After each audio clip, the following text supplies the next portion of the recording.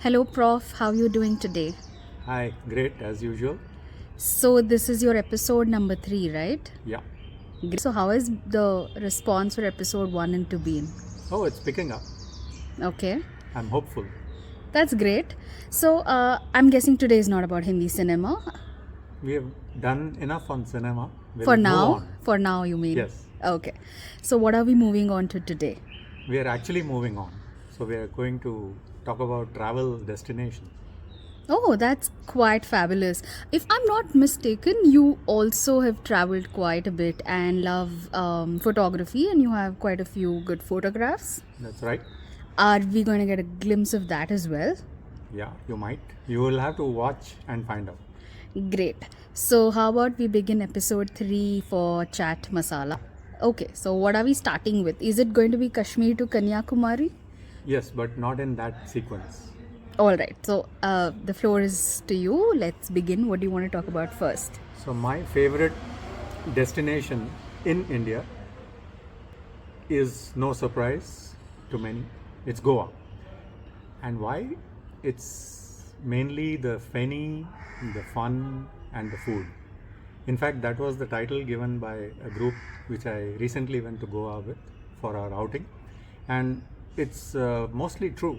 I've had about 12 to 13 outings in Goa, and each one of them has been fun. And we have also had some feni. So, first is Goa, top of the list. There are beaches, by the way, unlike foreign countries where you can actually swim.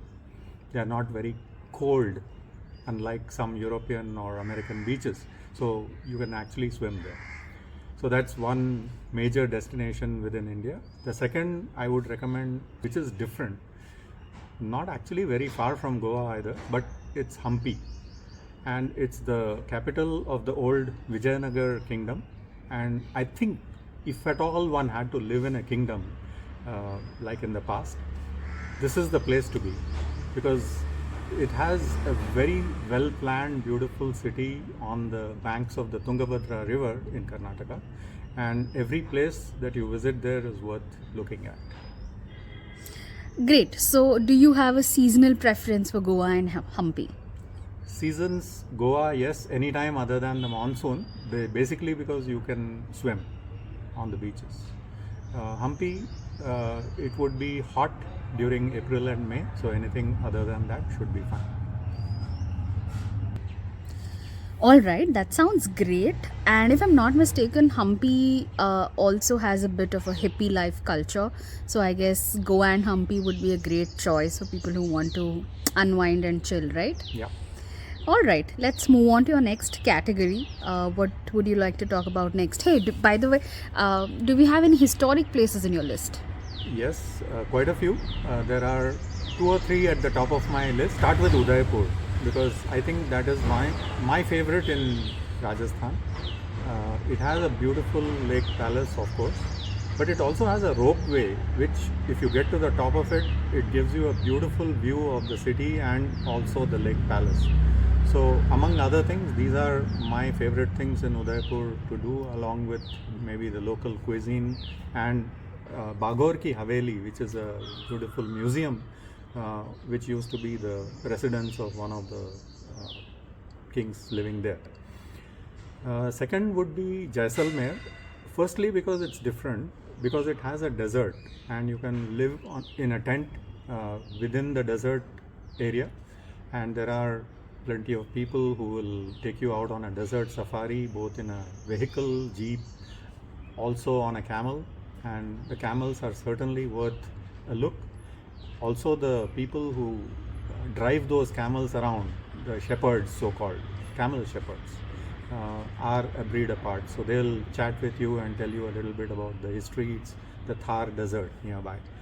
And it's again good to go in a non-summer period there. Rajasthan is very, very hot, so anytime other than the peak summer season should be okay. The third place that I would talk about is in MP, which is near Indore. It's called Mandu, and it's famous for a love story between the king Baz Bahadur and a local lady whom he married and made into a queen, Roopmati. So that's the legend, and There are a large number of places within the city, Fort City, to visit. Rupmati Ka Mahal and Jahaz Mahal. One of them has inspired the building which IIM Indore built later as a campus. So lots of things to see and enjoy. That's fantastic. And since you lived in Indore for quite a while, I must say, how many times, by the way, have you visited Madhu? I think at least about 8 to 10 times. Damn. And each time you found it fascinating, or were you eventually sort of Well, bored the of first 4-5 times I was new to it, so I was still exploring. And the next couple of times I was a guide to people or friends who visited from elsewhere. So I enjoyed showing them around, showing off, in other words. it? So, are your guide duties still on for a while, or not going back that road? If it's a paid guide duty, I'm always on. Okay, now that we've covered Feni and a bit of history, I would like to know what distinguishes India from other places, because I'm sure history and beaches, you find in other countries too. But is there something specific that you've come across which you feel would not be found in any other country? Yeah, there are a couple of things. For example, the French consider themselves to be masters of love. Paris is known as the city of love in some quarters. But actually, if you look at India, we have two places which have erotic sculptures as a part of the temple. I don't think that exists anywhere else in the world. Most of the temples outside are very, very conservative, and they don't depict such scenes on their walls in any case. So Khajuraho is the first one, which is in MP, and nearby, again, apart from the sculptures and the temples, you also have something called Rane Falls, which is a natural Grand Canyon of India as it is known. So there are things to do besides looking at the temples, which is of course a couple of days affair at least. Similarly, in Konarak in Orissa, we have similar sculptures on the outside walls, and the whole temple itself is a fascinating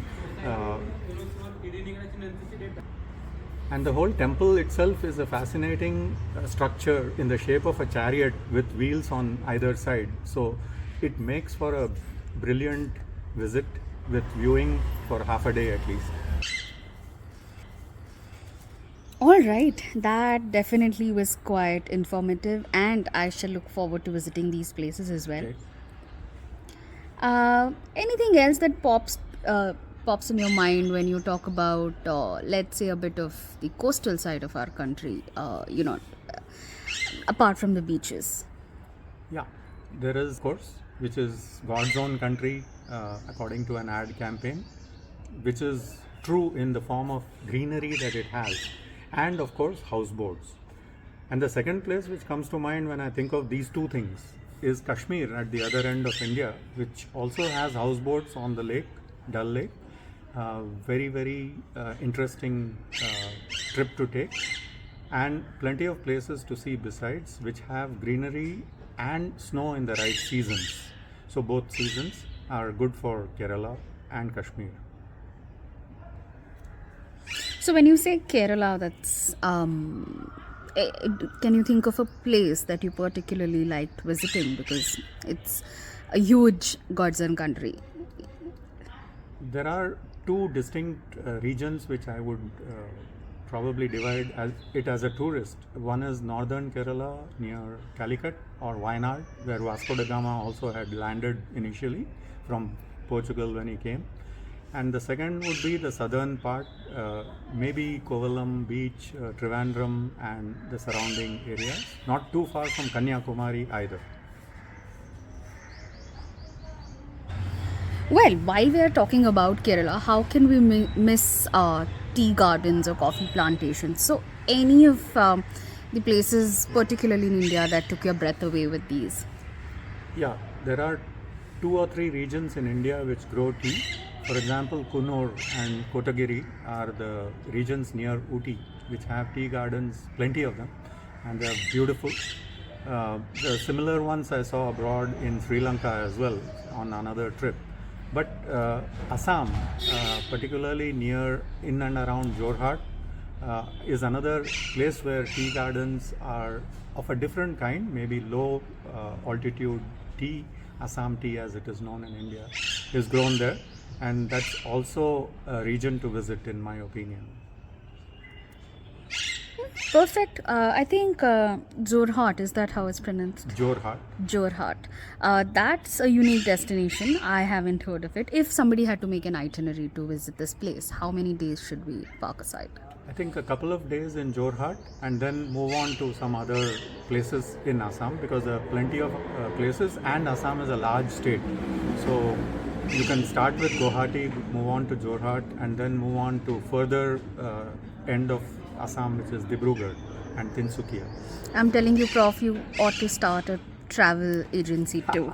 Right. While we are talking about a lot of different categories of places, how can we miss out on something that's, religious? So, any religious places, I don't think you would have visited or with that intent, but you would recommend people to visit.